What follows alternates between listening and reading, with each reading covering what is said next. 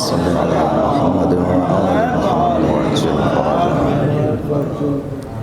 اعوذ باللہ من الشیطان الرجیم، بسم اللہ الرحمن الرحیم۔ نحمدک ونستعینک یا ذا الجود والنعم، یا ذا الفضل والکرم، یا عالم السر والہمم، یا خالق اللوح والقلم، یا رب البیت والحرم۔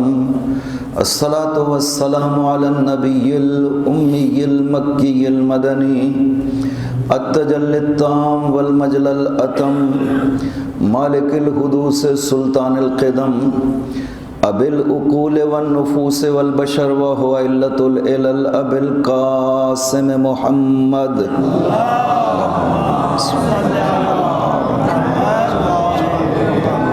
وعلى ابن عمه ووارث علمه وخلیفته صاحب الولایت التشریع والتکوین امیر المؤمنین، وعلى السیدة المعصومة الجلیلہ التي هي جوہرة القدس من الکنز الخفی، بدت فابدت عالیات الاحرف وائمة الغر بل ابیہا، سیما بقیت اللہ العظم فی الارضین، روح لہ الفداء وارواح العالمین، ولعنۃ اللہ علی اعدائہم اجمعین۔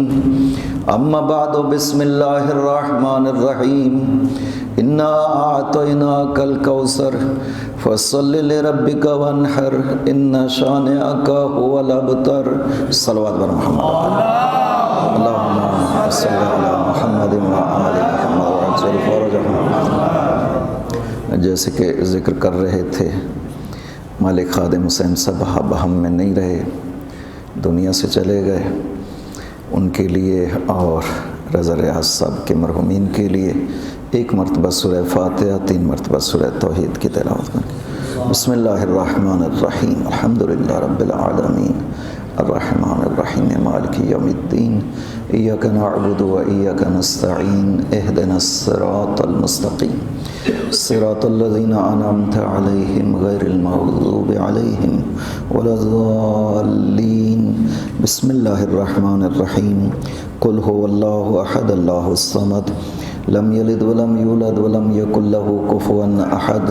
بسم اللہ الرحمن الرحیم، قل هو اللہ احد اللہ الصمد، لم یلد ولم یولد ولم یکن له کفوا احد۔ بسم اللہ الرحمن الرحیم، قل هو اللہ احد اللہ الصمد، لم یلد ولم یولد ولم یکن له کفوا احد۔ اللہم بحق الزہراء وابیہا وبالہا وبنیہا اغفر للمؤمنین والمؤمنات والمسلمین والمسلمات، خصوصا منہم المخصوصین والمخصوصات، بفضلک ورحمتک یا ارحم الراحمین۔ صلوات بر محمد وآل محمد، اللہم صل علی محمد وآل محمد وعجل فرجهم۔ ایام فاطمیہ ہے اور ذکر مقدس ہے اس ہستی کا کہ خداوند عظیم نے جسے بہت زیادہ شرف بخشے ہیں، اس کے کمالات کا ادراک ہمارے لیے ممکن نہیں ہے۔ آل محمد کی معرفت بہت ضروری ہے تاکہ انسان کا ایمان، جتنی انسان کو معرفت ہوگی ایمان کا درجہ بھی اتنا ہی انسان کا بلند ہوگا۔ بہت زیادہ زور دیا گیا ہے زمانہ غیبت میں معرفت کی دعا کرنے کے لیے خداوند عظیم سے، چونکہ معرفت عطا کرنا خدا کا کام ہے۔ خداوند عظیم نے خلق کیا ہے تو معرفت کرانا بھی اس کی ذمہ داری ہے، اور یہ صحیح ہے سنداً روایت زرارہ سے جو حضرت نے ارشاد فرمایا کہ غیبت میں یہ شیعہ کو پیغام دو کہ غیبت میں مسلسل یہ دعا کریں، اللہم عرفنی نفسک فإنک ان لم تعرفنی نفسک لم اعرف نبیک۔ خدایا تو اپنی معرفت مجھے عطا فرما، اگر تجھے نہ پہچانا تو میں تیرے نبی کو نہیں پہچان پاؤں گا۔ اللہم عرفنی رسولک فإنک ان لم تعرفنی رسولک لم اعرف حجتک۔ خدایا اپنے نبی کی معرفت ہمیں عطا فرما، اگر تیرے رسول کو ہم نے نہ پہچانا تو تیری حجت کو نہیں پہچان پائیں گے۔ اللہم عرفنی حجتک فإنک ان لم تعرفنی حجتک ضللت عن دینک، خدایا اپنی حجت کی معرفت ہمیں عطا فرما، اگر تو نے اپنی حجت کی معرفت ہمیں عطا نہ فرمائی تو ضللت عن دینی، ہم اپنے دین سے گمراہ ہو جائیں گے۔ تو دین کی شناخت، دین پہ باقی رہنا، دین کو سمجھنا، یہ تبھی ممکن ہے جب انسان حجت الہی کو سمجھے اور ان کی معرفت رکھتا ہو، ورنہ دین پہ عمل کرنا بھی ممکن نہیں ہے، اصلاً خدا تک پہنچنا بھی ممکن نہیں ہے، چونکہ خداوند عظیم دین وہی قبول کرے گا جو اس کی حجت کے ذریعے سے پہنچا ہو، عبادت بھی وہی قبول کرے گا جو اس کی حجت نے بتائی ہو، توحید بھی وہی قبول کرے گا جو اس کی حجت نے بتائی ہو۔ توحید بھی خداوند عظیم بغیر واسطہ حجت کے قبول نہیں کرتا، کہ اگر کوئی شخص کہے کہ میں غیر از خدا کسی اور کو نہیں قبول کرتا ہوں، صرف خدا کو قبول کرتا ہوں، صرف عبادت خدا کرتا ہوں، کسی اور چیز کی مجھے ضرورت نہیں ہے، خداوند عظیم اسے اپنی بارگاہ میں قبول نہیں فرماتا ہے، رد کر دیتا ہے۔ شیطان کی مثال خداوند عظیم نے قرآن کریم میں اس لیے ذکر کی ہے کہ شیطان خدا کی خالقیت کو بھی مان رہا تھا، ربوبیت کو بھی مان رہا تھا، عبادت کو بھی مان رہا تھا، عبادت کرنے کے حوالے سے ضمانت بھی دے رہا تھا کہ میں اتنی زیادہ عبادت کروں گا کہ کسی فرشتے نے بھی نہیں کی ہوگی، بس صرف اور صرف یہ آدم کا واسطہ بیچ میں نکال دے تو میں صرف تیری عبادت کرنا چاہتا ہوں۔ خداوند عظیم نے ارشاد فرمایا فخرج انک رجیم، میری بارگاہ سے نکل جاؤ، اس لیے کہ مجھے وہ توحید بھی قبول نہیں ہے جو میرے خلیفہ کے بغیر آنا چاہتے ہیں، جو واسطہ اور وسیلہ کے بغیر توحید بھی لانا چاہتا ہے نا بارگاہ خدا میں، خداوند عظیم اسے بھی قبول نہیں فرماتا ہے۔ خدا قرآن میں کیوں ارشاد فرماتا ہے بار بار، اگر وہ اطاعت کا ذکر کرتا ہے تو ساتھ اپنی اطاعت کے رسول اور اولی الامر کو ذکر کرتا ہے، اگر ولایت کو ذکر کرتا ہے تو اپنی اور رسول کے علاوہ مؤمن کی ولایت کو ذکر کرتا ہے، اس خاص ہستی صاحب ایمان کی ولایت کا ہمیں، جس کی پہچان خداوند عظیم نے صفات کے ذریعے سے کروائی ہے، کہ اس ولایت کے بغیر خدا کہتا ہے کہ میری ولایت بھی قابل قبول نہیں ہے۔ اگر خدا کو ولی مانو گے، رسول اور علی کو نہیں مانو گے تو ولایت خدا بھی قابل قبول نہیں ہوگی۔ یوں نہیں ہے کہ انسان آدھا مان لے اور آدھا نہ مانے تو جتنا مانا ہے وہ قبول ہو جائے، نہیں نہیں، خدا فرماتا ہے ذرہ برابر بھی اس کی مرضی کے بغیر مانا جائے گا تو پورے کا پورا دین رد کر دیا جائے گا، قبول نہیں کیا جائے گا۔ لہٰذا وہ فرماتا ہے کہ انما ولیکم اللہ ورسولہ والذین آمنوا الذین یقیمون الصلاۃ ویؤتون الزکاۃ وہم راکعون۔ وہ فرماتا ہے اطیعوا اللہ واطیعوا الرسول واولی الامر منکم۔ وہ ساتھ کیوں ذکر کر رہا ہے بار الہ، تجھے کیا ضرورت ہے؟ فَسَيَرَ اللَّهُ عَمَلَكُمْ وَرَسُولُهُ وَقُلْ اعْمَلُوا، قرآن کریم میں ارشاد فرماتا ہے وَقُلْ، پیغمبر انہیں آپ بتائیں، اعملوا، تم عمل کرو، فَسَيَرَ اللَّهُ عَمَلَكُمْ وَرَسُولُهُ وَالْمُؤْمِنُونَ، تمہارے عمل کو اللہ بھی دیکھ رہا ہے، اس کا رسول بھی دیکھ رہا ہے، اور صاحب ایمان ہستیاں بھی دیکھ رہی ہیں۔ خدایا تو خالی کہہ دیتا کہ میں دیکھ رہا ہوں، تمہارا عمل میں خدا دیکھ رہا ہوں، تمہیں کیا ضرورت؟ بار الہ کیا ضرورت تھی باقی سات رسول کو ذکر کرنے کی، صاحب ایمان ہستیوں کو ذکر کرنے کی؟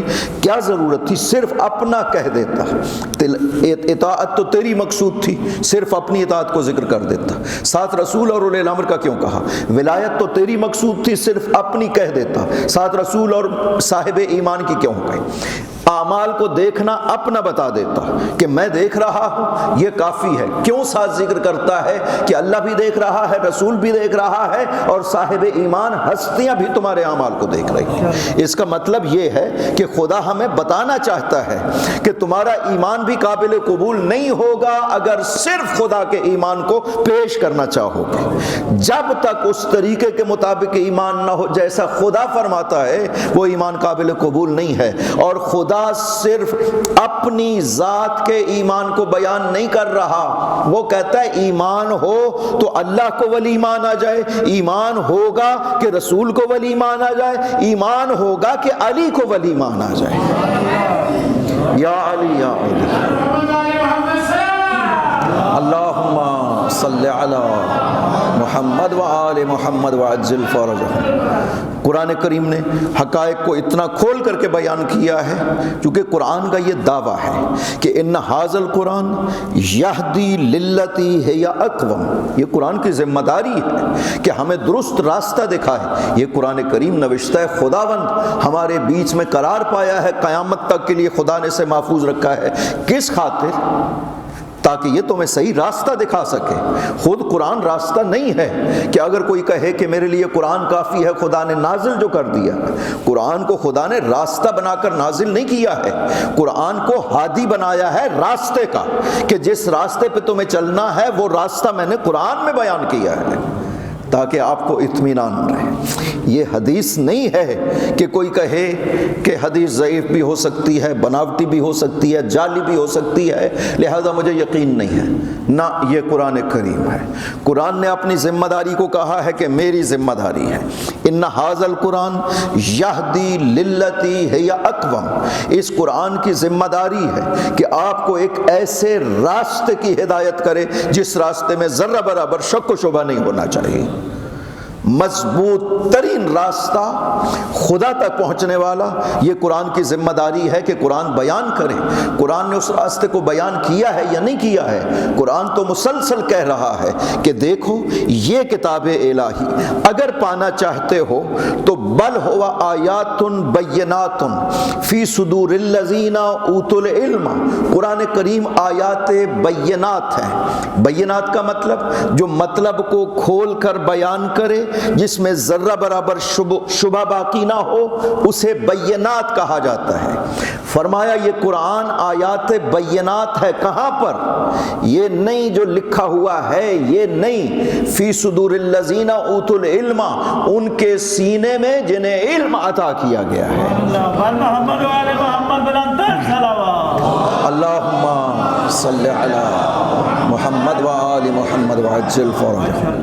ثم اورثنا الکتاب الذین اصطفینا من عبادنا، سورہ فاطر میں ارشاد فرمایا کہ ہم نے اپنے کتاب کا وارث بنایا ہے، کتاب کو چھوڑا نہیں ہے بغیر وارث کے۔ ثم اورثنا الکتاب، ہم نے اس قرآن کریم کو وارث بنایا ہے۔ کس کو؟ الذین اصطفینا من عبادنا، اپنی ان ہستیوں کو جن کا اصطفاء میں نے خود کیا ہے۔ قرآن کی وراثت بھی خدا کہتا ہے کہ میں نے آپ پہ نہیں چھوڑی، کہ یہ قرآن کس کی وراثت میں جانا چاہیے، اس قرآن کے کون وارث ہونے چاہیے، خدا کہتا ہے اس کا بندوبست بھی میں نے کیا ہے، اور تم میں سے نہیں کہ جو بعد میں ایمان لے آئے میں نے انہیں اپنی کتاب کا وارث بنا دیا۔ فرمایا نہ، اصطفینا من عبادنا، اپنے ان بندوں کو میں نے قرآن کا وارث بنایا ہے جن کا اصطفاء میں نے خود کیا ہے۔ خدا تو کہہ رہا ہے کہ قرآن کو اگر پانا ہو تو ان ہستیوں کو تلاش کرنا جن کا اصطفاء میں نے خود کیا ہے۔ تو خدا خود ہے وارث بنانے والا قرآن کا، وارث بھی اپنی خاص ہستیوں کو بنا رہا ہے جن کا اصطفاء اس نے خود کیا ہے۔ لہذا ہماری ذمہ داری ہو گئی کہ دو پہچانیں خداوند عظیم نے بیان کر دی۔ ایک یہ ہے کہ خدا کے مصطفیٰ بندے کون سے ہیں، خدا نے کن کا اصطفاء کیا ہے ان کو دیکھنا چاہیے۔ دوسرا، جن کی وراثت میں قرآن دیا گیا ہے ان کی ایک پہچان بتائی ہے خدا نے۔ الذین اوتوا العلم، انہیں علم عطا کیا گیا ہے، علم ان کی پہچان ہے۔ جو بندہ تمہیں یہ دعویٰ کرتا ہوا نظر آئے کہ آؤ کائنات کی کسی حقیقت کا بھی سوال کرنا چاہتے ہو تو علی سے پوچھو، اس لیے کہ زمین کو بھی جانتا ہے، آسمان کو بھی جانتا ہے۔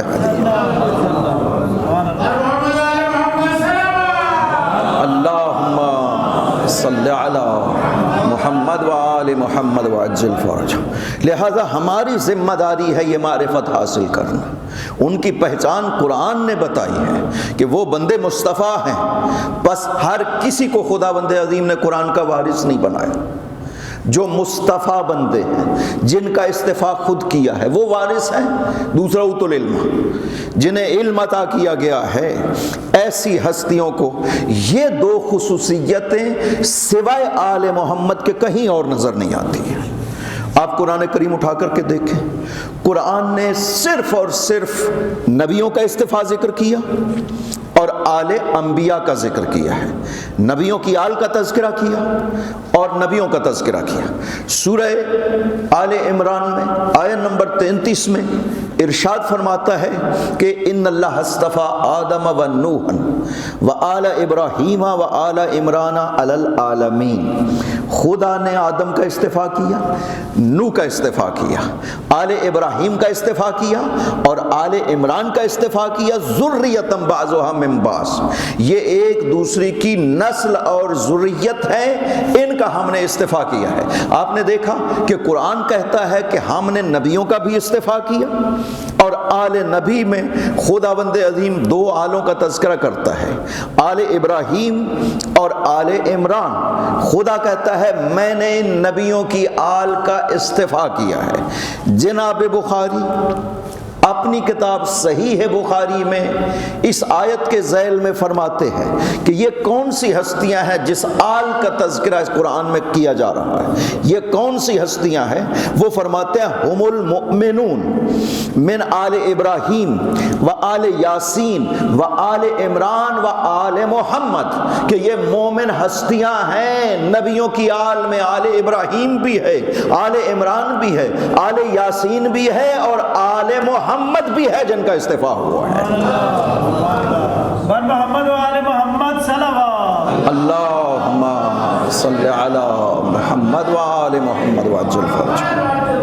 تو پس جناب بخاری فرما رہے ہیں صحیح بخاری میں کہ آل محمد وہ ہستیاں ہیں جن کا قرآن میں استفاء ہوا ہے۔ جب بات استفاء کی آ گئی تو پھر ہر شخص آل میں داخل نہیں ہو سکتا، آل میں وہی داخل ہو سکتا ہے ذریۃ بعضھا من بعض، جس کا تعلق پیغمبر کی ذریت سے ہوگا وہی آل محمد ہو سکتا ہے۔ قرآن جو اس آیت میں کہہ رہا ہے، قرآن نے کتنی صاف بیان کر دی ہے کہ ذرہ برابر کسی کو شبہ باقی نہ ہو کہ ذریۃ بعضھا من بعض، یہ جس آل کا ہم نے تذکرہ کیا ہے یہ ذریت انبیاء ہے، یعنی محمد کی آل جس کا ہم نے استفاء کیا ہے یہ ذریت محمد ہونی چاہیے، یہ ذریت انبیاء ہونی چاہیے، ان کا ہم نے استفاء کیا ہے۔ اب ایک سوال ہے مسلمانوں، استفاء ہوا، پاک پیغمبر نبی ہیں، آل پیغمبر میں جو اس وقت موجود ہستیاں تھیں، تین ہستیاں امام ہیں، مولا امیر امام، حسنین کریمین امام ہیں۔ یہ چار ہستیاں تو استفاء ہوا، ان کے پاس منصب الہی موجود ہے، پیغمبر ہیں، نبی، رسول، امام۔ باقی تین ہستیاں ہیں امام، صاحبان امامت عظما، ان کا بھی استفاء ہو گیا منصب امامت و منصب رسالت کے عنوان سے۔ سوال یہ ہے کہ انہی ہستیوں کے ساتھ وہ جو پانچویں ہستی موجود ہے، نہ امام ہے نہ نبی ہے، لیکن خدا کہتا ہے میں نے اس کا استفاء کیا ہے نبی کے ساتھ، امام کے ساتھ۔ برائے مشہودیہ جناب سیدہ زہرا سلام اللہ علیہ بلندتر صلوات۔ اللہم صلی علی محمد و آل محمد۔ یہ ہے مقام سیدہ، یہ ہے عظمت زہرا کہ خداوند عظیم استفاء کا تذکرہ کرتا ہے کہ میں نے آل محمد کا استفاء کیا ہے، میں نے انہیں اپنے قرآن کا وارث بنایا ہے، میں نے انہیں علم عطا کیا ہے۔ ان ہستیوں میں چار ہستیاں تو ایسی ہیں کہ جو صاحب منصب ہیں، رسالت و نبوت ہے پاک پیغمبر، اور امامت ہے باقی تین ہستیاں، ایک باپ ہے اور 2 ان کے بیٹے ہیں۔ سیدہ جو ان کے ساتھ برابر شریک ہے، خداوند عظیم اس کو بھی برابر استفاء ذکر کر رہا ہے کہ اس ہستی کا بھی میں نے اسی طرح استفاء کیا ہے جیسے پیغمبر کا ہوا اور جیسے حسنین شریفین اور مولا کا ہوا، ویسا ہی استفاء نبی کی بیٹی کا ہوا ہے۔ اس کا مطلب ہے کہ نبی کی بیٹی جو نہ رسول ہے نہ امام ہے، لیکن خداوند عظیم نے اسے رسالت اور امامت کے بیچ میں حلقہ وصل قرار دیا ہے نبی کی بیٹی کو، نہ رسول۔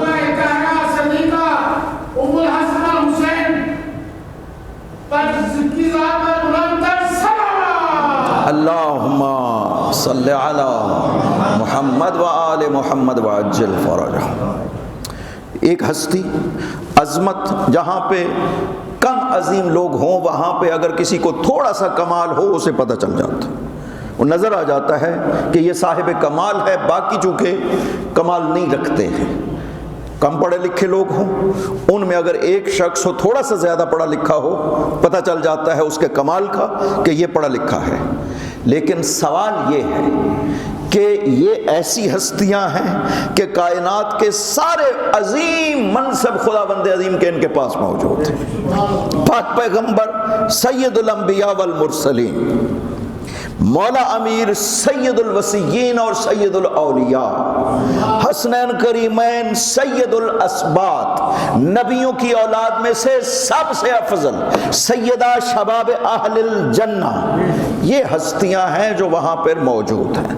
ان ہستیوں میں اگر کوئی ایک ہستی ایسی ہو کہ جس کے پاس ان والے منصب بھی نہ ہو، نہ رسالت ہو نہ امامت ہو، وہاں پہ اس کی شخصیت کا نظر آنا ناممکن ہے کہ انسان جان سکے کہ اس ہستی میں کتنا کمال ہونا چاہیے، چونکہ جو کمال کے پیمانے آپ دیکھنا چاہتے ہیں وہ رسالت و نبوت ہیں، امامت ہیں، وہ تو اس ہستی میں پائے نہیں جاتے ہیں۔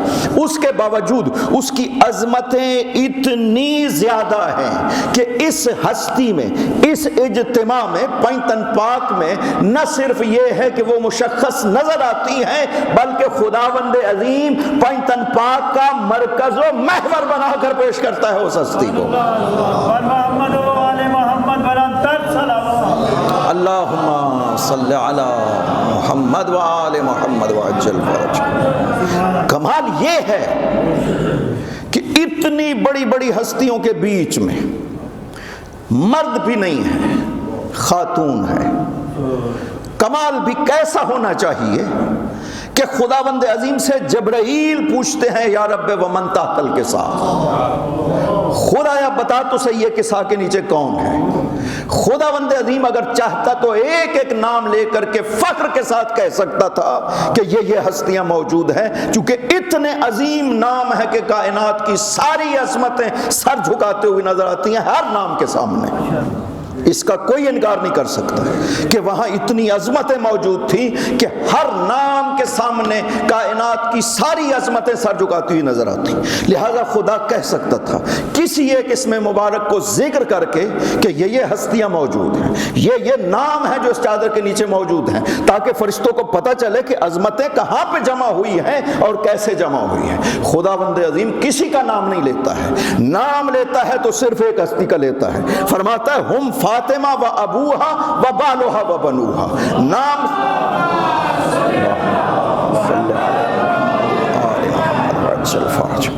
نام صرف ایک ہستی کا، یہ فاطمہ ہے۔ باقی کون ہیں؟ باقی فاطمہ کے رشتہ دار ہیں۔ خدا بندے سے اس طرح سے کہتا ہے کہ یہ سب فاطمہ کے رشتہ دار ہیں جو اس چادر کے نیچے جمع ہے۔ سیدہ کی عظمت، اس کا مطلب ہے کہ وہاں پہ زیادہ پہچانی گئی۔ زمین کی بنسبت اہل آسمان عظمت سیدہ کو زیادہ جانتے تھے، تب تو خدا بندے عظیم اس طرح بیان کر رہا ہے۔ اگر اہل عرض کی طرح ہوتا تو پھر خدا پیغمبر کے ذریعے سے بیان کرتا، اس لیے کہ اہل عرض پیغمبر کو سمجھتے ہیں، جانتے ہیں عظمت پیغمبر کو رسالت کی وجہ سے، نبوت کی وجہ سے، ساری عظمتیں ذات پیغمبر کی مسلمان پہچانتے ہیں۔ لہٰذا زمین والے چونکہ پہچانتے تھے لہٰذا نام پیغمبر لیا جاتا اگر زمین والوں کے لیے ہوتا۔ آسمان والے عظمت سیدہ کو خوب پہچانتے تھے، اس لیے خداوند عظیم نے اس مرکز و محور کو بیان کیا ہے کہ جس کا نام فاطمہ قرار دیا. وجہ اس کی یہ ہے کہ سیدہ کی ذات کو جو مرکزیت ہے وہ حاصل ہے عالم نورانیت میں بھی، اس عالم امکان میں بھی اور عالم آخرت میں بھی. سیدہ کے وجود کو مرکز و محور قرار دیا ہے خداوند عظیم نے ائمہ طاہرین کا، اس لیے کہ سیدہ کو واسطہ قرار دیا ہے خداوند عظیم نے نسل امامت چلانے کے لیے، امام کو دنیا میں بھیجنے کے لیے ائمہ کو خداوند عظیم نے سیدہ کو واسطہ قرار دیا ہے. یہ عظمت ہے سیدی کا. اللہم بحق الزہرا و ابیہا و بعلہا و بنیہا و سر المستودع فیہا. یہ جو جملہ ہے یہ کوئی حدیث نہیں ثابت ہو سکی، لیکن بزرگان نے بتایا ہے کہ حضرت نے خود ارشاد فرمایا، مولا ہمارے آقا نے خود ارشاد فرمایا کہ جب دعا کرو تو اپنی دعا کو اس واسطہ کے ذریعے سے خدا کی بارگاہ میں پیش کرو، خداوند عظیم تمہاری دعا کو قبول فرمائے. اللہم خدایا تجھے واسطہ ہے بحق الزہرا و ابیہا و بعلہا و بنیہا. یہ تو ہو گئے رشتہ دار بی بی کے، باپ ہے، بیٹے ہیں اور شوہر ہے. وَسِرِّ الْمُسْتَوْدَعِ فِيهَا، اور واسطہ ہے اس راز کا جو ذات سیدہ میں ودیعت رکھا گیا. اس حقیقت کا ہمیں احساس اور ادراک نہیں ہے. یہ وہ عظمت ہے سیدہ کی ذات میں کہ خداوند عظیم نے جس ہستی میں ایک راز ودیعت رکھا ہے اور اس کائنات میں اس نظام کو چلایا ہے خداوند عظیم نے. وہ عظمتیں کیا ہیں ہمیں اس کا احساس نہیں ہے. چھٹے امام ایک حدیث میں ارشاد فرماتے ہیں کہ مولا کے علاوہ وہ 6 افراد جو جنازہ سیدہ میں حاضر تھے، یہ ان کا شرف تھا کہ جنازہ زہرا میں حاضر ہونے کی وجہ سے بہم تمترون و بہم تنزلون رحمہ، کہ ان 6 افراد اور مولا کی وجہ سے زمین پہ بارش برستی ہے، خدا کی رحمتیں نازل ہوتی ہیں، خدا کی مدد تمہیں دی جاتی ہے. کیوں؟ ان کا شرف یہ ہے کہ یہ سیدہ کے جنازہ میں حاضر تھے. لہٰذا ہمیں عظمت کا کہاں احساس ہو سکتا ہے؟ ہمیں کیا پتہ ہے کہ اس ہستی میں اور اس مختصر عمر کے وجود میں خداوند عظیم نے کون سی عظمتیں جمع کی تھی؟ ہمیں قطعاً بھی اس کا احساس نہیں ہے اور ممکن بھی نہیں ہمارے لیے. ہاں، جو کچھ پیغمبر نے کیا اس ہستی کے لیے اور جو کچھ ائمہ طاہرین نے مولا سمیت سب نے کیا، اس سے ہمیں پتہ چلتا ہے کہ آپ کا مقام و مرتبہ کیا ہونا چاہیے، آپ کی عظمت کیا ہونی چاہیے. نبی کی بیٹی جس کے لیے پیغمبر کو خدا فرما رہا ہے انا آتینا کل کوثر، نبی ہم نے آپ کو خیر کثیر عطا کی. نبی پاک کائنات کی ہر خیر ان کے ذریعے سے، اس کائنات میں جو بھی فیض خدا ہے پاک پیغمبر کے واسطہ کے ذریعے سے. چونکہ پیغمبر ہیں اس کائنات کو خدا کا فیض ملتا، ہر خیر کائنات کی نبی پاک کے وجود کے ذریعے سے. یہ کیسی ہستی ہے کہ خدا فرماتا ہے نبی پاک کو کہ انا اعطینا کل کوثر، ہم نے تمہیں خیر کثیر عطا کی ہے. نبوت دی، نہ کہا کہ ہم نے عطا کی. رسالت دی، نہ کہا کہ ہم نے عطا کی. عظمتیں دی، نہ کہا کہ ہم نے عطا کی. لیکن جب وجود زہرا عطا کیا تو فرمایا انا اعطینا کل کوثر، میں نے آپ کو خیر کثیر دی. فصلی لربک وانحر، اب میرا شکرانہ ادا کر میرے نبی، یہ خیر کثیر ہے، اس کی وجہ سے قیامت تک کے لیے پوری زمین پر تیری نسل باقی رہے گی، جو تیرا دشمن ہے اس کی نسل ختم ہو جائے گی کائنات. برائے عظمت جناب سیدہ زہرا سلام اللہ علیہ بلندتر صلوات. اللہم محمد و آل محمد وعجل فرجہ. لہذا عظمت سیدہ اہل آسمان سے پوچھیں، یا عظمت سیدہ کا پتہ چلے گا کل جب محشر میں تشریف لائیں گی. یہاں پہ جتنا کچھ بیان کیا حضور پاک نے یا ائمہ طاہرین نے، اس سے صرف نظر کر لیا مسلمین نے. مسلمانوں نے پرواہ نہیں کی. جو عظمتیں خدا نے یہاں پہ زبان پیغمبر سے اور زبان ائمہ سے بیان کی سیدہ کی، اس کو مسلمانوں نے چشم پوشی کر لی. لیکن اہل آسمان تو چشم پوشی نہیں کر سکتے. جب آدم و حوا کو خداوند عظیم نے جنت میں ٹھہرایا خلقت کے بعد، تبخترا فی الجنت، آدم و حوا جنت میں چل رہے ہیں، فخر کر رہے ہیں کہ ہم جیسا کون ہے، ہمیں خلق کیا خدا نے، اپنی منسوب روح ہم میں پھونکی، ملائکہ کو کہا سجدہ کرو اور پھر ہمیں جنت میں ٹھہرایا، ہم سے عظیم کون ہے اس کی مخلوق۔ خدا نے جب ان کے خیالات کو سنا، جبرائیل سے ارشاد فرمایا جبرائیل جاؤ آدم کو جنت الفردوس کو اس محل میں لے جاؤ جہاں ہم نے اس عظیم ہستیوں کو ٹھہرایا ہے جو عظیم ہے، تاکہ آدم کو پتہ چلے کہ عظمت کسے کہتے ہیں۔ جب جبرائیل تشریف لائے، حضرت آدم سے کہا کہ خدا نے فرمایا ہے کہ میں تمہیں پہچان کر رہا ہوں کہ عظیم کسے کہتے ہیں، تم سمجھتے ہو کہ تم عظیم ہو، تم میں روح پھونکی، تمہیں سجدہ کروایا، تمہارے لیے جنت میں ٹھہرایا، تم سمجھتے ہو کہ تم عظیم ہو، آؤ تمہیں بتائیں کہ عظیم کسے کہتے ہیں۔ لے گئے جبرائیل جنت الفردوس میں، اس محل کو کھولا گیا جو در و یاقوت سے خدا بند عظیم نے قرار دیا۔ محل کھلا، سامنے نور کا تخت بنا ہوا ہے، اس تخت پہ ایک شبیہ نورانی ایک مستور کی بیٹھی ہوئی ہے، جس کے سر پہ تاج ہے، گلے میں گلو بند ہے، کانوں میں زیور ہے۔ جبرائیل نے اشارہ کیا آدم یہ ہستی دیکھ رہے ہو، ان کو دیکھو، یہ عظیم ہیں جو تم اپنے آپ کو عظیم سمجھ رہے۔ آدم نے سوال کیا کہ جبرائیل یہ کون ہے؟ کہا یہ جو نورانی مستور نظر آ رہی ہے نا، یہ خدا کی کنیز فاطمۃ الزہرا ہے۔ اللہم صلی علی محمد و آل محمد وعجل فرجہ۔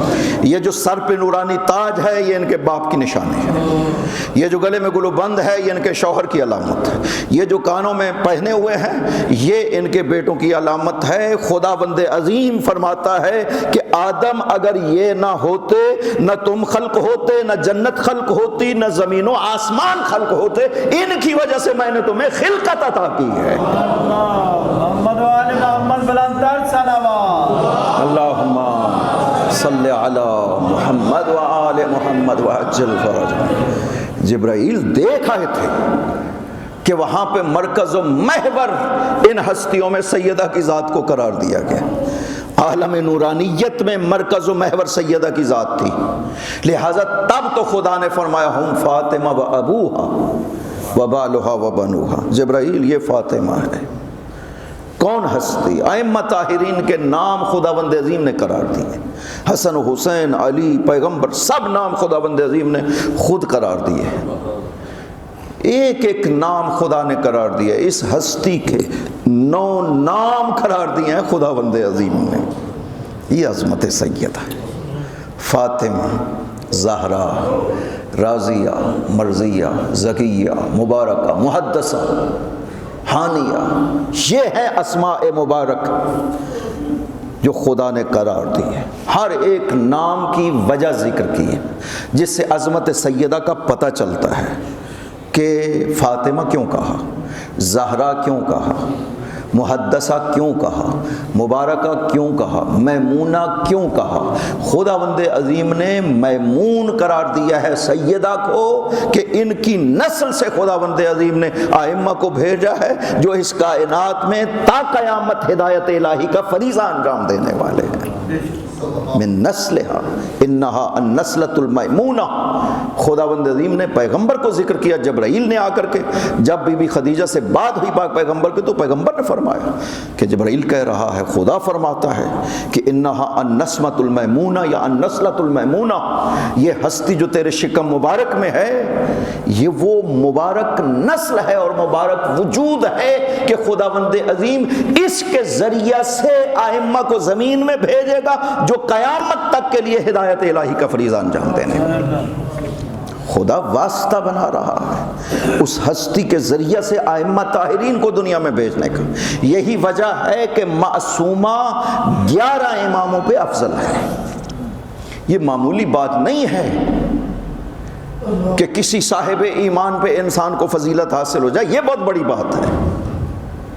کجا 11 اماموں پہ انسان کو فضیلت حاصل ہو، اور وہ بھی ہستی جو خاتون ہے، مرد نہیں ہے، وہ ہستی جو امام نہیں ہے، نبی نہیں ہے، لیکن 11 معصوم اماموں پہ فضیلت رکھتی ہے، اتنی فضیلت کہ ہمارے مولا و آقا ارشاد فرماتے ہیں لی فی ابنت رسول اللہ اسوۃ حسنہ، مجھ امام زمان کے لیے میری ماں زہرا اسوہ حسنہ ہے۔ امام زمان فرما رہے ہیں، کوئی معمولی ہستی نہیں کائنات کی یہ کہہ رہی، امام زمان کہہ رہے ہیں۔ اور مولا علی جس ہستی کو سیدتی کہتے ہیں، میری سردار، پاک پیغمبر نے فرمایا لو لم یخلق علی لما کان لفاطمہ کفوا، اگر علی خلق نہ ہوتے فاطمہ کا کوئی کفو نہیں تھا۔ آدم و من دونہ، آدم سے لے کر کائنات کے آخر تک اس ہستی کا کوئی کفو نہیں تھا۔ کفو کا مطلب جو لائق ہمسری فاطمہ الزہرا ہو، اس کائنات میں کوئی ایسا فرد نہیں ہے۔ حضرت مریم معصومہ تھی، صدیقہ تھی، شادی نہیں ہو سکی اس لیے کہ ان کے بیٹے کے علاوہ اور کوئی موجود نہیں تھا جو ان کا ہمسر بن سکتا۔ سیدہ سلام اللہ علیہا بھی اگر علی نہ خلق ہوتے، پیغمبر فرماتے ہیں، تو نہیں شادی ہو سکتی تھی رسول کی بیٹی کی، اس لیے کہ یہ صدیقہ ہے اور آپ کا ہمسر وہی بن سکتا ہے جو صدیق ہو۔ سوال کیا ایک راوی نے آ کر کے امام جعفر صادق علیہ الصلوۃ والسلام، اللہم صلی علی محمد و آل محمد، مولا من غسل فاطمہ، آپ فرمائیے بی بی پاک کو غسل کس نے دیا؟ آپ نے فرمایا غسلہا علی بن ابی طالب، مولا نے خود غسل دیا بی بی کو۔ راوی نے محسوس کیا، حضرت نے اس کے چہرے کو دیکھ کر کے فرمایا تمہیں تعجب ہو رہا ہے کہ علی نے کیوں غسل دیا؟ اس لیے کہ ان الصدیقۃ لا یغسلها الا صدیق، صدیقہ کو سوائے صدیق کے کوئی غسل نہیں دے سکتا۔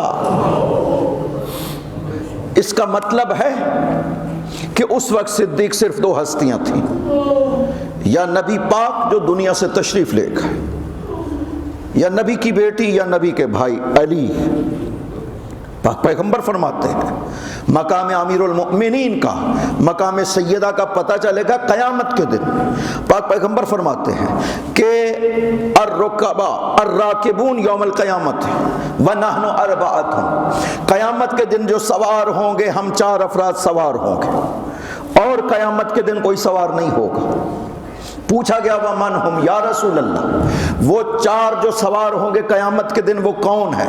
فرمایا آنا، میں سوار ہوں گا علی البراق، براق کے اوپر، و اخی صالح، میرا بھائی صالح نبی سوار ہوگا اپنے ناکہ کے اوپر، میرا چچا حمزہ سوار ہوگا علی ناکتی الازبا، میرے ازبا ناکہ کے اوپر میرا چچا حمزہ سوار ہوگا، اور چوتھی ہستی سوار ہوگی علی ابن ابی طالب علی ناقۃ من نوق الجنہ، جنت کا ایک خاص ناقہ لایا جائے گا، علی کو اس کے اوپر سوار کیا جائے گا۔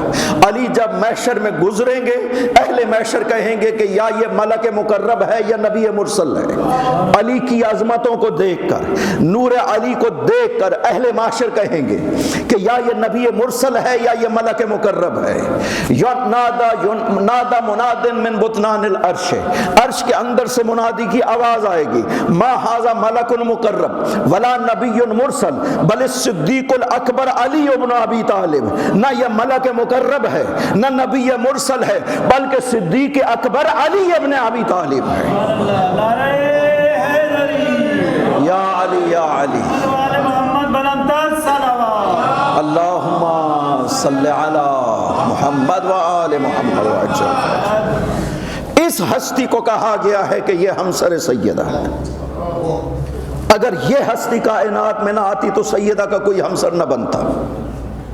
بار الہ، یہ مختصر سی عمر کا وجود، صرف 18 سال 3 ماہ، یہ دوسری روایت ہے۔ 3 جمادی الثانی شہادت سیدہ سلام اللہ علیہا کی۔ پہلی روایت جو میرے مولا و آقا امام جعفر صادق علیہ الصلوۃ والسلام اللہم صلی علی محمد و آل محمد نے بھی ارشاد فرمایا ایک روایت میں کہ نبی پاک کے بعد ان کی بیٹی 75 زندہ رہی ہے۔ 13 جمادی الاولیٰ کو شہادت ہوئی بی بی کی، اس روایت اولیٰ کے بنا پر۔ یہ 2 سیدہ کی 2 شہادتیں منانا یہ بہت ضروری ہے۔ شیخ جعفر کاشف الغطا بہت بزرگ عالم مجتہد گزرے ہیں، بہت بڑے، اور آپ کی والدہ بھی مجتہدہ تھی۔ شیخ جعفر کاشف الغطا نے سوچا کہ یہ 2 جو ایام فاطمیہ منائے جاتے ہیں، 13 کو بھی مناتے ہیں، 3 کو بھی مناتے ہیں، ہم علماء ہیں، ہم جو بات کہتے ہیں لوگ ہماری بات کو مانتے ہیں، ہم نے لوگوں کو کیوں تردید میں رکھا ہوا ہے کہ بی بی 13 کو شہید ہوئی یا 3 جمادی ثانی کو شہید ہوئی؟ ہم کیوں نہ تحقیق کریں اور ثابت کر کے ایک تاریخ لوگوں کو اعلان کر دیں، لوگ اس کے مطابق منائیں گے۔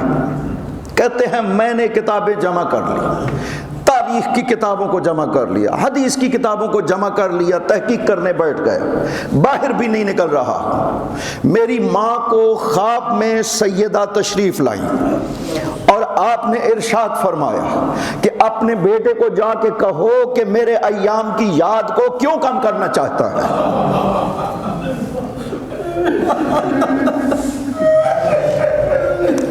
میرے ایام ان کی یاد کو کیوں کم کرنا چاہتا ہے کہ ایک تاریخ معین کرے۔ 13 کو شروع ہوتی ہے شہادت سیدہ کے ایام، اور 3-5 جمادی الثانی تک مسلسل سیدہ کا ذکر رہتا ہے۔ تاریخ یہی چھپانا چاہتی تھی، مسلمان اسی بات کو چھپانا چاہتے تھے۔ خلافت ان کے لیے مسئلہ نہیں تھا، جو غلطی ہوئی ہے وہ فدق کو لوٹنے کی غلطی ہوئی ہے، اس غلطی کو چھپانا چاہتے ہیں، چونکہ اس کا کوئی جواب نہیں ہے ان کے پاس۔ خلافت کے لیے حدیثیں بنا لی، لیکن فدق کا کیا کریں گے؟ یہ جو غلطی ہو گئی اس کی کوئی توجیہ نہیں تھی، اس غلطی کو چھپانا چاہتے تھے کہ سیدہ کا ذکر نہ ہوگا، اس غلطی کا نام نہیں لیا جائے گا۔ سیدہ نے جعفر کاشف الغطا کی ماں سے کہا کہ اپنے بیٹے کو سمجھاؤ میری یاد کو کیوں کم کرنا چاہتا ہے۔ ماں آئی بیٹے کے پاس کمرے میں، کتابوں کے بیچ میں بیٹھے ہوئے، کہا بیٹا کیا کر رہے ہو؟ بتایا ماں میں یہ تحقیق کر رہا ہوں۔ کہا سیدہ ناراض ہو رہی ہے۔ وہ حیران ہو گئے، وہ کہتے ہیں میں نے کسی کو بھی ذکر نہیں کیا۔ ماں نے کہا سیدہ ناراض ہو رہی ہے کہ منانے دو لوگوں کو، دونوں دن میری یاد کے، اس لیے کہ اسی سے علی کی حقانیت بھی ثابت ہوگی، اسی سے سیدہ کی حقانیت بھی لوگوں کو بیان ہوگی، اسی سے سیدہ کے ظلموں کا بھی لوگوں کو پتہ چلے گا کہ نبی کی بیٹی مسلمانوں 18 سال 3 ماہ۔ سوال نہیں پیدا ہوتا آپ کے ذہن میں کہ وہ بی بی جو نبی کی زندگی میں کبھی بیمار نہیں رہی ہے، نام امام اگر 25 سال کی عمر میں شہید ہوئے تو زہر دیا گیا تھا، 10ویں امام اگر شہید ہوئے 41 سال کی عمر میں تو زہر دیا گیا، 11ویں امام اگر 28 سال کی عمر میں شہید ہوئے تو زہر دیا گیا۔ تو طبی عمر زہر دیں گے تو کم عمری میں ایک امام شہید ہوگا۔ مسلمانوں نبی کی بیٹی کے ساتھ کیا ہوا؟ 18 سال کی عمر میں دنیا سے چلی گئی۔ کس حال میں دنیا سے چلی گئی مسلمانوں؟ جواب دو۔ کیا ہوا نبی کی بیٹی کو؟ چل نہیں سکتی تھی نبی کے بعد۔ نبی کی زندگی میں کبھی بیمار نہیں رہی نبی کی بیٹی۔ کسی تاریخ میں یہ نہیں ملتا کہ نبی پاک کی زندگی میں فاطمہ بیمار تھی، چل نہیں سکتی تھی۔ لیکن کیا ہوا؟ نبی پاک دنیا سے جاتے ہیں، چند دن گزرتے ہیں کہ نبی کی بیٹی بستر پہ لیٹ جاتی ہے۔ چھٹے امام کی یہ حدیث ہے، ما زالت ناحلت الجسم، نبی کی بیٹی کا جسم کمزور ہوتا گیا، معصبت الراس، سر بندھا رہتا تھا ہمیشہ، بستر پہ لیٹتی تھی تو نظر نہیں آتی تھی، حتی سارت کل خیال، اور نبی کی بیٹی کا جسم نظر نہیں آتا تھا۔ اسماء سے آخری وقت میں یہی وصیت میں ایک بات کہی تھی، اسماء جب جنازے کو چارپائی پہ اٹھاتے ہیں تو بدن نظر آتا ہے لوگوں کو، اسماء میرا بدن باقی نہیں رہا، اسماء میرے جسم پہ گوشت باقی نہیں رہا، مجھے شرم آتی ہے، چارپائی پہ اٹھایا جائے گا مجھے، اجرکم علی اللہ۔ نبی کی بیٹی اس 2.5 ماہ میں اس طرح ہو گئی کہ کہا کرتی تھی، بابا صبت علیہ مصائب، بابا مجھ پہ بڑی مصیبتیں آئیں، لو انہا صبت علی الیام سرن لیالیہ، اگر یہ دنوں میں آتی تو سیاہ راتوں میں بدل جاتے، اتنی مصیبتیں آئیں تیری بیٹی پہ۔ قبر رسول پہ جاتی تھی، علی سے فرماتی تھی، علی مجھے میرے بابا کی قبر پہ لے جائیں۔ جنہوں نے دیکھا ہے فاصلہ حجرہ سیدہ اور قبر نبی میں کتنا فاصلہ ہے لوگ جانتے ہیں، تھوڑا سا فاصلہ ہے، علی لے کر چلتے، نبی کی بیٹی چل کر نہیں جا سکتی تھی، زمین پہ بیٹھ جاتی تھی، کہتی تھی علی میں چل نہیں سکتی ہوں، میں کہوں گا بی بی آپ نے تو وہ مصیبتیں نہیں دیکھی جو آپ کی بیٹی نے دیکھی ہیں، آئیے نا ذرا دربار یزید میں، آپ کی بیٹی کیسے چل کر کے یزید کے دربار میں داخل ہوئی۔ مسلمانوں، دروازہ باب الساعات سے لے کر تخت یزید تک علی کی بیٹی 6 مرتبہ زمین پر بیٹھی، یہ حال کیا مسلمانوں نے نبی کی آل کے ساتھ، اتنا ظلم کیا نبی کی بیٹی کے ساتھ، قبر نبی پر بیٹھ جاتی، مٹی کو اٹھاتی، چومتی، خوشبو سونگتی، اور ایک بابا سے بات کہتی تھی، بابا قد کانت بعدک انباء و حنبسا، بابا آپ کے بعد بڑی مصیبتیں آئیں، اگر تو دیکھ رہا ہوتا بابا تو وہ مصیبتیں کم ہوتی، لیکن تیری بیٹی کو اتنا ستایا گیا کہ تیری بیٹی اب زندہ نہیں رہنا چاہتی ہے۔ اجرکم علی اللہ، یہ وہ واحد ہستی ہے جس کی مصیبتیں ختم نہیں ہوئی، کوئی دنیا سے چلا جاتا ہے اس کی مصیبتیں ختم ہوتی ہیں، لیکن جب تک زندہ رہی اپنی مصیبتوں پہ روتی رہی، جب دنیا سے چلی گئی اپنے حسین پہ اتنا روتی ہے کہ چھٹے امام ارشاد فرماتے ہیں قبر میں چیخیں مار کر زہرا روتی ہے، اپنے حسین کو یاد کرتی ہے، اور جب چیخیں سنتی ہیں زہرا کی جنت جہنم کی آگ میں شعلے بھڑکتے ہیں، سمندروں میں سیلاب آتا ہے، فرشتے قابو کرتے ہیں صرف سیدہ کی چیخوں کی وجہ سے۔ ایک بات کہی، الا تسعد فاطمہ یا ابا بصیر، ابو بصیر تم فاطمہ کی مدد نہیں کرو گے؟ کیسے مدد کریں؟